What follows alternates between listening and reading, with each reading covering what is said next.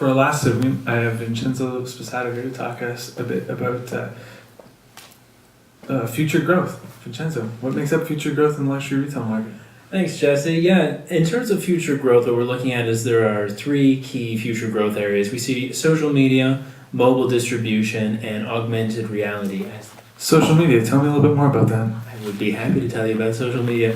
It's interesting because there are opportunities and challenges, obviously, when you come to when you're talking about electronic distribution. Because it's one thing to market through Facebook or Twitter, and it's another thing to consider actually distributing through those channels.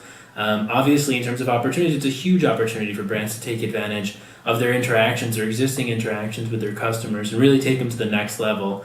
So instead of merely discussing and advertising through social media networks, luxury brands could even offer the possibility of buying directly through Facebook, for example.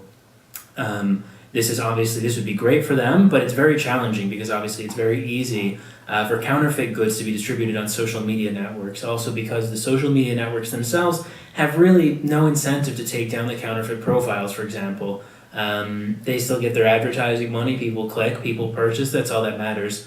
And with counterfeiting costing around $135 billion a year, it's a serious challenge that needs to be addressed. And then also actual distribution through social media networks is very challenging because really, for now, they're used, as I said before, in terms of marketing purposes, and the consumer has to then return to a traditional website to actually make the purchase. So it'd be interesting to see, this is one key area that we're looking at in terms of future growth. It'd be interesting to see how luxury goods might be able to overcome this because there are existing payment methods on social media sites and see if they could take advantage of that and leverage it to expand their distribution network online. That's awesome. Can you talk a little bit about mobile distribution and the growth you're seeing there? Yeah, no, absolutely. It's already taken off, actually, surprisingly enough. Mobile distribution is something through phones and tablets with obviously the extensive use of smartphones. It's really taken off. So, for example, there are huge opportunities in terms of connecting with the customer and offering them a much more personalized experience. A great example of this is Rue La La, which is having great success with mobile distribution of luxury goods. What they do essentially is they offer special discounts to their customers, and they're made available every day at 11 a.m. essentially. So by enabling the customer to make the purchase through their smartphone or their tab, essentially what they're doing is they're allowing them to make that purchase no matter where they are, to make that 11 o'clock deadline without having to be tethered to their computer.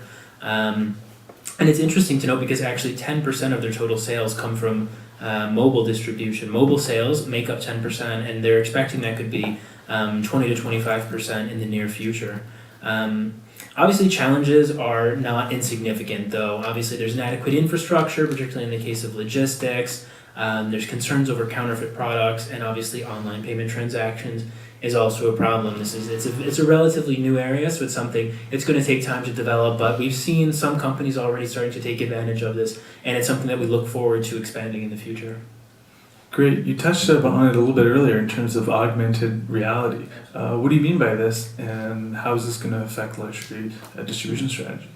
Absolutely. Augmented reality is it's very exciting, and we see that as one of the most exciting new trends in terms of luxury goods distribution. And when we talk about augmented reality, we're looking at combining the latest augmented reality technologies with other technological and traditional methods of distribution to create a richer experience. So this is combining really, this is looking at social media, this is looking at the smartphone usage, this is looking at traditional online distribution, combining all of that with the existing both brick and mortar and also new and innovative traditional channels. So for example, there's a German shoe retailer, for example, that's using virtual reality, and it allows people to try their shoes on in public places, ask their friends opinions through Facebook, and then even place their orders through a mobile app. So what you have is essentially customers can try on thousands of pairs of shoes virtually, see how they look wearing those shoes, and place an order directly using their smartphone.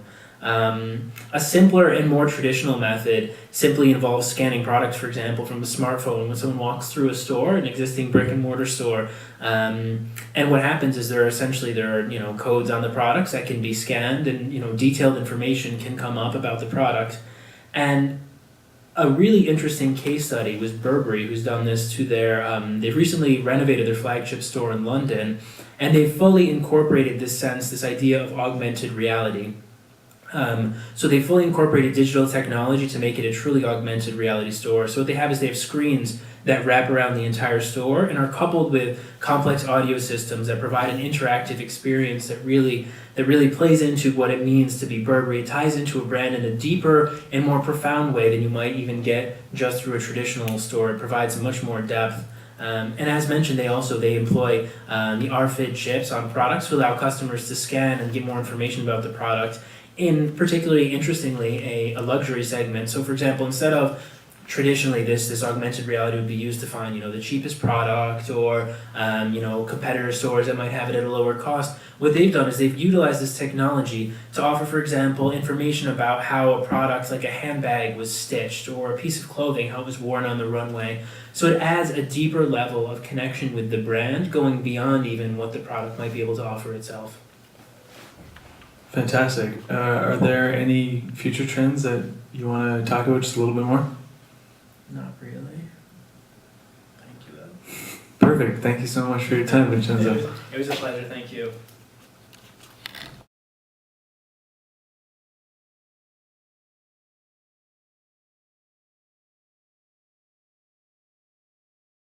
Hi there, everybody. First of all, I want to apologize. I have not spoken to you for quite a while. This is the reason. I'm in 121 Regent Street, our new Burberry flagship. We have had a crazy couple of months trying to open this space, and I just wanted to take this opportunity to introduce it to you guys. Burberry Regent Street is really a kind of merging of our Burberry.com site that many of you will be familiar with, and a physical experience. Everything that we do on Burberry.com is reflected here in this space. So we have music with Burberry Acoustic. We will be doing live events here. We've got a gallery that shows all the history and the heritage.